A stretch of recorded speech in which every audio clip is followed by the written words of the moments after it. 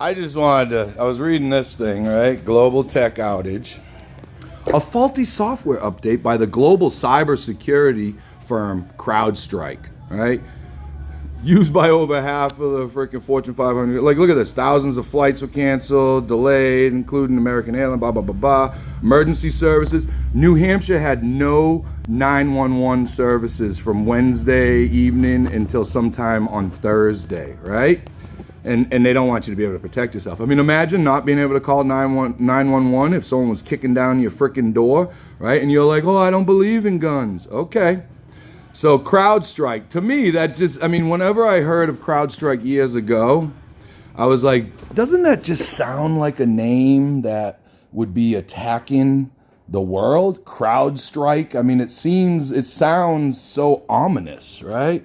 But listen, folks, not a big deal, nothing to see here, right? This is a test and only a test.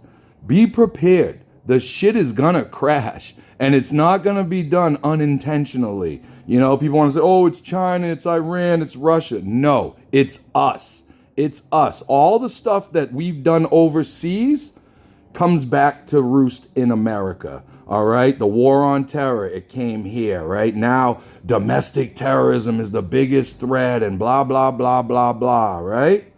Like, what do you think's happening, man? What do you think is happening? You know, after 9/11, we had more terrorists inside the country because the FBI was going into mosque and friending up like lonely individuals, you know, and convincing them that, you know, we hate America too. Oh, we don't. How about you take a flight to Syria and join ISIS? And then when they get to the airport, they get 20 years in prison, right? They get arrested. Or they give them a fake bomb. Or maybe they give them a real bomb, you know, which has been the case in a couple of instances, right? Like the World Trade Center bombing the first time, right? In the basement. The FBI built and gave that bomb to the bombers. Right? They said that they could have swapped it out for a fake bomb, but they didn't. And then they lost contact with the guy, right? And then you have all of our administrations and agencies and all that failing one after the other, right? Because every time you have to lower the standards to allow people in, then the next people are trained to that lower standard, right? No one's held to that higher standard anymore. It's like, well, I mean, you know, they passed most of it, you know, and I'm telling you folks, this is all done intentionally.